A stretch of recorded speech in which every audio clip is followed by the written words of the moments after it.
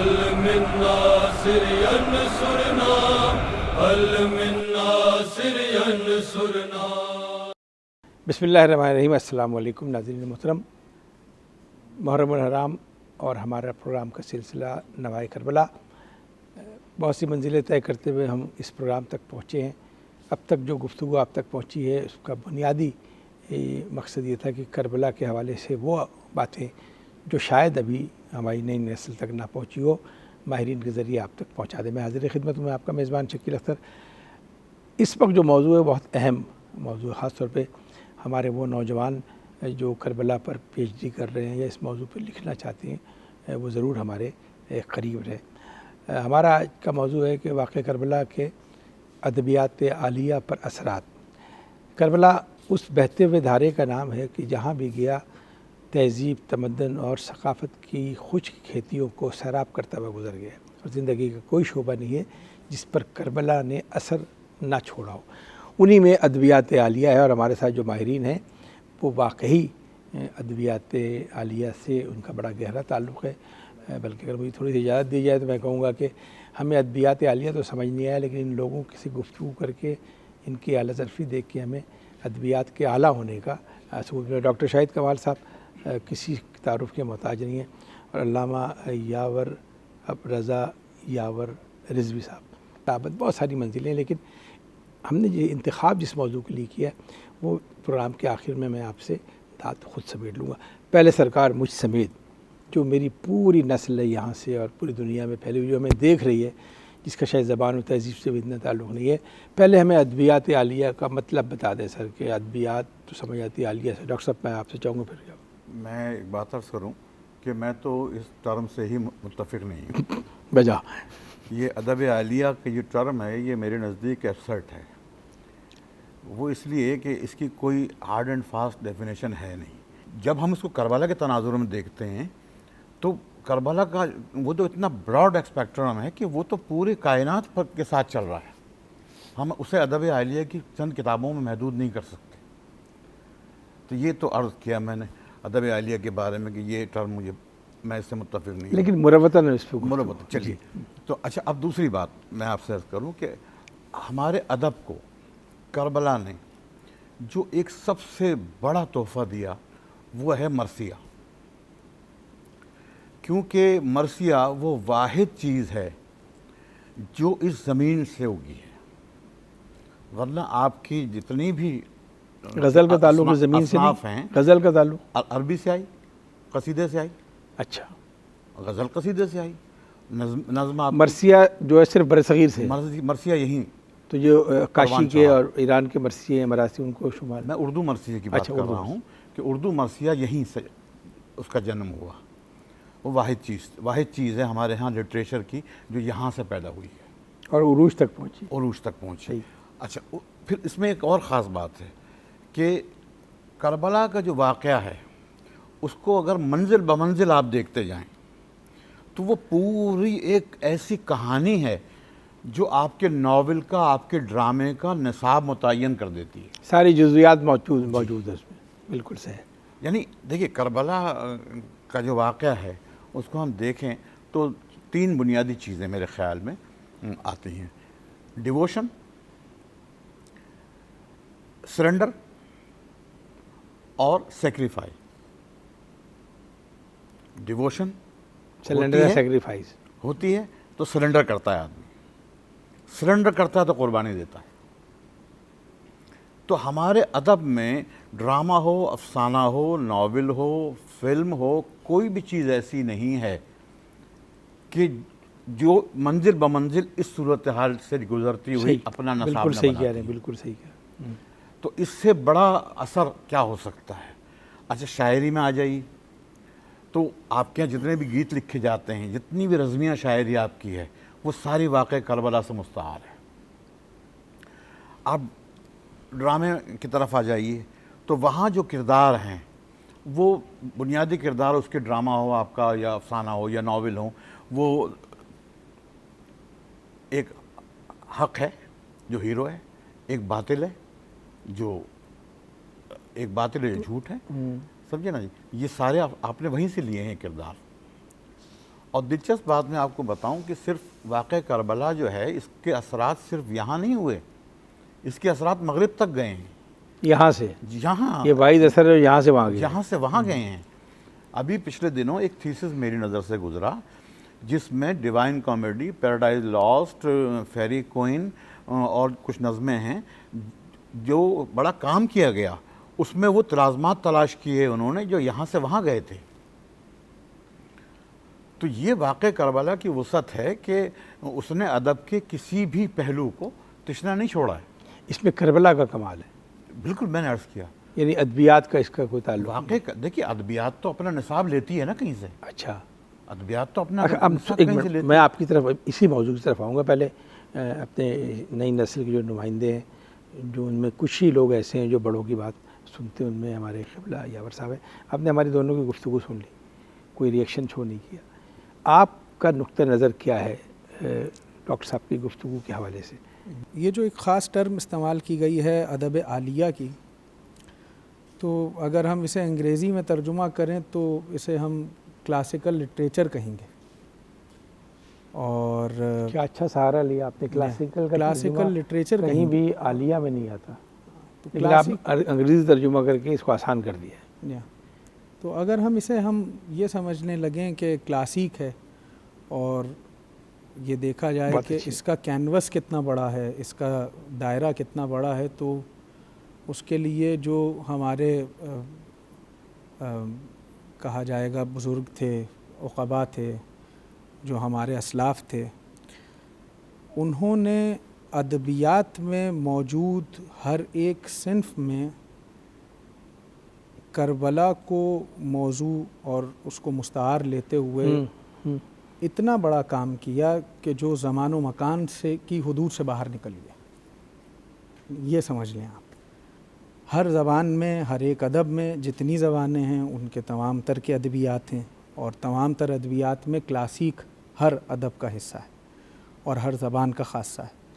اور ہر ایک زبان کے اندر جب کلاسیک کا تذکرہ کیا جاتا ہے تو اس کی شہرت کا احیاء اسی طرح ہوتا ہے کہ وہ جب سے زبان قائم ہوئی ہے تب سے وہ موجود ہے، اور جب تک زبان قائم رہے گی تب تک موجود. اس میں سلاطین کی زیر سایہ جنم لینے والا ادب، اس میں سلاطین کا کتنا حصہ ہے اور ادیبوں کا کتنا حصہ؟ ہاں، یہ آپ نے بالکل درست فرمایا. گزارش یہ ہے کہ ادبیات میں اگر ہم گفتگو کرتے ہیں 3 زبانوں پر، اگر اردو کو ملحوظ خاطر رکھیں تو عربی، فارسی اور اردو. اور اردو جو ہے وہ شامل حال ہے سنسکرت سے اور ہندی سے، وہ بھی موجود ہے.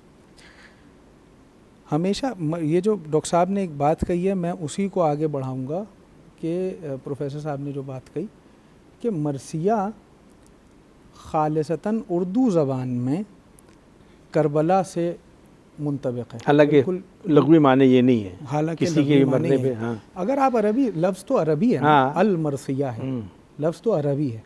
اور اگر آپ منجد کھولیں، قاموس کھولیں، کوئی بھی لغت کھولیں، المعانی کھولیں، تو آپ کو ایک ہی معنی ملے گا، المرثیہ ما یرثی بہ المیت من الشعر.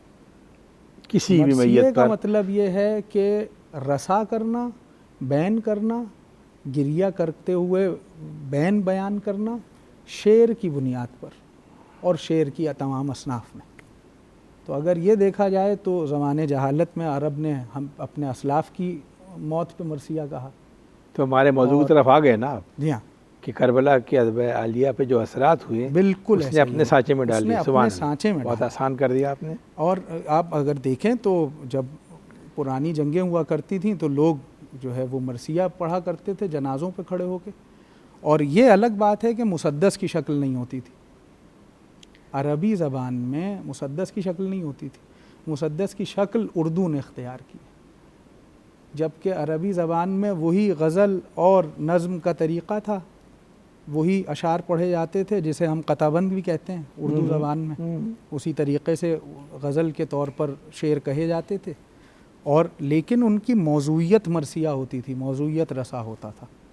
اسی لیے پہلے جو ہے لوگوں نے رسا صرف بین کرنے کو کہا جو کہ میت پہ کیا جاتا ہے، لیکن جب اس کی اصلی شکل اردو زبان میں اس کو قبول کیا رسائی ادب تو رسائی ادب کو ایک باقاعدہ شناخت ملی ہے، اور اس کی وجہ صرف اور صرف کربلا ہے اور امام حسین ابن علی کی قربانیاں ہیں۔ دیکھیں یہ نوجوان، اللہ اس کو سلامت رکھے، بہت ذہین نوجوان ہے، اس نے میری گفتگو کا رخ کو موڑنے کی کوشش، میں موڑنے نہیں دوں گا۔ دیکھیں یہ بتائیے، آپ پروفیسر ہیں، آپ پڑھاتے ہیں، آپ صرف اردو ادب سے نہیں، آپ نے انگلش لٹریچر بھی، جرمن، کیا جو دیگر زبانوں کے ادب ہیں ان پہ کربلا نے اثرات، مثلا فرانس کا ایک شاعر ہے، اس نے ایک روشن ستارہ شہزادہ علی اصغر پہ ایک مرثیہ لکھا ہے، اس کا مطلب کربلا میں اتنی جاذبیت ہے کہ بغیر آپ کی عقیدت اور محبت کے وہ اس ادب پر اثر انداز ہو سکتا ہے۔ میں نے تو بات ہی یہاں سے شروع کی، جی بسم اللہ، میں چاہوں گا اس کو تھوڑا سا یہیں سے بات شروع کی ہے کہ اس کا اتنا وسیع امپیکٹ ہے اس کا کہ وہ اس کا آپ بچ کے جا نہیں سکتے۔ دیکھیے پوری کائنات میں ٹریجڈی جو ہے وہ بنیاد ہے، بنیادی چیز ہے۔ صحیح۔ اچھا جو حق ہے وہ بھی بنیادی چیز ہے۔ تو کربلا کا جو واقعہ ہے بنیادی سے مطلب کامن چیزیں ہیں، وہ ہاں وہی ہر معاشرے میں۔ ہاں تو ہر معاشرے میں تو کربلا کا جو واقعہ ہے پورا، وہ ہمیں ان تمام جزیات کو ایک جگہ جمع کر دیتا ہے۔ ایون یہ کہ جو مرثیے کی جو ترتیب ہے اس کو آپ دیکھیں تو مرثیے سے ہی غزل بھی نکل آتی ہے۔ یہ بتائیے کہ کیا باقی معاشرے میں کوئی اتنا بڑا واقعہ نہیں ہوا کہ وہ وہاں سے اثر لیں جو کربلا سے لے رہے ہیں؟ نہیں یہ ہوا ہی نہیں نا، کہیں نہیں ہوا، کہیں نہیں ہوا ایسا کسی اور کہیں نہیں ہوا ایسا واقعہ۔ واقعات تو بہت ہوئے ہیں، واقعات بہت ہوئے ہیں، اثر لیکن ان کی جو صحت تھی واقعات کی وہ اس سطح کی نہیں تھی۔ چنگیز خان نے بہت آدمی مار دیے، لیکن کوئی واقعہ کوئی رد عمل کسی طرح کا نہیں ہے۔ جیسے میں ایک چھوٹی سی بات کہتا ہوں کہ یزید جس کا نام ہے وہ ایک رویے کا نام ہے، اور اس کے لیے ایک خاص بات یہ ہے کہ یزید کے چاہنے والے تو بہت مل جائیں گے، یزید کی اولاد نہیں ملے گی۔ چنگیز خان والے بھی کہتے ہیں کہ ہم چنگیز خان کی نسل سے ہیں، لیکن اولاد ملے نہ ملے، میں نے نہیں دیکھا کہ اولاد آج ملے، تک کوئی یہ کہے کہ ہم یزید کی نسل سے سر اولاد ملے نہ ملے ہے تو ہے، اظہار نہیں کر سکتے۔ اچھا یہ کربلا کا مجھے نہیں ملا، فیض ہے۔ آپ کو ملا تو بتائیے، مجھے تو نہیں ملا۔ چنگیز خان کی اولاد بھی ملی، سمجھے، سب کی ملی، تاتاریوں کی بھی ملی، فخر سے کہتے ہیں کہ ہم چنگیزی ہیں۔ مجھے نہیں ملا کوئی یہ کہتا ہو یزید کی اولاد ہوں۔ تو یہ ایک اثر ہے معاشرے پہ پورا، کوئی اس کو مانے یا نہ مانے۔ سلیبس میں کربلا کو پڑھانا کتنا ضروری ہے سر؟ ڈاکٹر صاحب آپ کا چونکہ شعبے سے تعلق ہے، جی اگر آپ بنیادی انسانی اوصاف کی وضاحت کرنا چاہتے ہیں کہ حق کیا ہوتا ہے، باطل کیا ہوتا ہے، ٹریجڈی کیا ہوتی ہے، سفر کیا ہوتا ہے، برداشت کیا ہوتی ہے، تو آپ کو کربلا کو پڑھانا پڑے گا۔ کربلا جو ہے، جو کربلا کا جو واقعہ ہے وہ فقہی یا نظریاتی نہیں ہے، وہ ایک آفاقی مسئلہ ہے۔ جیسے آپ نے کہا نا کہ جو چیز فطرت سے جڑ جائے تو فطرت سے آفاقیت جڑتی ہے۔ آفاقیت جڑتی، سبحان اللہ۔ اگر اس میں آفاقیت نہ ہوتی تو یہ اس طرح سے اثر انداز نہ ہوتا ہے واقعہ۔ یہ سب سے بڑی دلیل ہے اس کی، سبحان اللہ، اس کی آفاقیت کی۔ ادبیات، پھر ہم دوبارہ واپس آتے ہیں، گفتگو بھول نہ جائیں ہمارے نوجوان، کیا ہم کوئی محدود سی تعریف کر سکتے ہیں کہ یہ چیزیں ادبیات عالیہ ہیں اور یہ چیزیں ادبیات خالی ہیں؟ نہیں، میں یہی گزارش میں نے کی تھی جب پہلا سوال ہوا کہ ادبیات عالیہ، کلاسیکل ادب کو آپ ادبیات عالیہ کہتے ہیں، بات ختم کر دیا کو ہم کہتے ہیں۔ ڈاکٹر صاحب ٹھیک ہے، متفق ہے اس بچے سے؟ نہیں، میں اس میں اب تھوڑی سی ہم جی وضاحت کر لوں ذرا سا کہ ادب اور ادبیات دو الگ الگ چیزیں ہیں، یہ دو الگ لفظ ہیں۔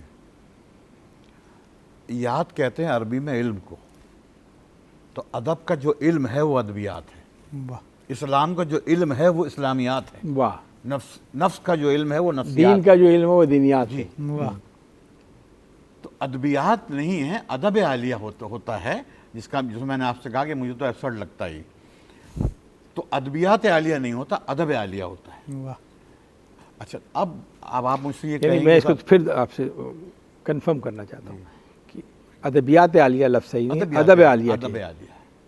تو ٹھیک ہے، میرا ایک میں نے آپ سے ایک بات کی کہ مجھے ابسرڈ لگتا ہے یہ. اچھا اب کیوں لگتا ہے؟ اب سوال یہ بھی تو ہوگا نا، شکیل اختر صاحب کہیں گے بھی کیوں لگ رہا ہے. بات یہ ہے کہ اگر ہم صرف ترجمے کی بات کریں تو صاحب کلاسیکی ادب جو ہے عام طور پر اسی طرح پروفیسر وغیرہ بچوں کو پڑھا دیتے ہیں کہ صاحب یہ کلاسیکی ادب جو ہے نا یہ ادب عالیہ ہے. کیا قدیم مرثیہ جو ہے اور جو جدید مرثیہ ہے اس میں وہ ربط قائم ہے جو کربلا کی وجہ سے، یا کچھ اور چیزیں درمیان میں شامل ہو گئی؟ یا اور سب میں چاہوں گا اختتامی گفتگو سے کروں. دیکھیے جو ادب ہوتا ہے، یہ جو فائن آرٹ ہوتا ہے، وہ اپنی بنیادوں میں تو مستحکم ہوتا ہے، لیکن وقت کے ساتھ ساتھ ہم آہنگ ہوتا چلا جاتا ہے.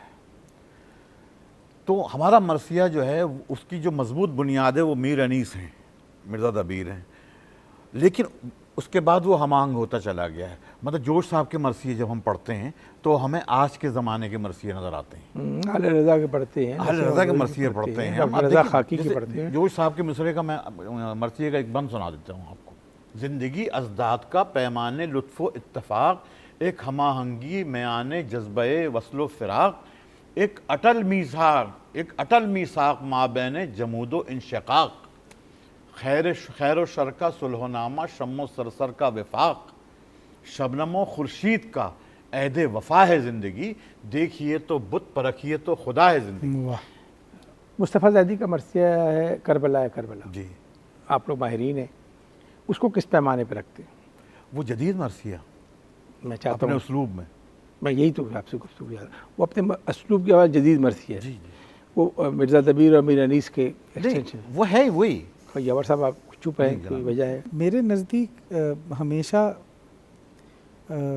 شاعر اور بالخصوص مرثیہ گو شاعر اپنے دور کی تمام تر ضرورتوں کو پورا کرتا ہے جی، جو اس کے ذہن میں موجود ہوتی ہیں، جن حالات زندگی سے گزر رہا ہوتا ہے، جو اس کی سمجھ اور بوجھ حالات کے مطابقت ہوتی ہے، وہ کہیں نہ کہیں ذہن کے گوشے میں موجود ہوتی ہے، اور اسی کو ہم جو ہے وہ انقلاب کہتے ہیں. اور یہی ساری چیزیں ہیں جو کہ تبدیلی کا باعث بن جاتی ہیں. تو اگر قدیم اور جدید کی بحث کی جائے تو جتنے بھی جدید مسائل ہیں کہیں نہ کہیں جدید مرثیوں میں ان کا تذکرہ نکل آئے گا، اور کہیں پہ دبا ہوا ہوگا، کہیں پہ ابھرا ہوا. متفق ہیں آپ دونوں مرثیے کی جدید صورتحال سے؟ نہیں بالکل اب متفق. جیسے میں آپ سے دیکھیے عرض کروں، ابھی آپ نے ایک بات کی کہ شکوہ الفاظ میں نے بند پڑھا، تو یہ میں نے دانستہ پڑھا کہ مرثیے میں آپ کی زبان محفوظ ہے، آپ کا محاورہ محفوظ ہے، آپ کی فکر محفوظ ہے، منطق موجود. مرثیہ ایک بہت بڑی چیز ہے. اچھا اب آئیے دوسری طرف، میر انیس کا ایک شعر میں آپ کو پیش کرتا ہوں. مشہور شعر ہے، آپ نے بھی سنا ہوگا.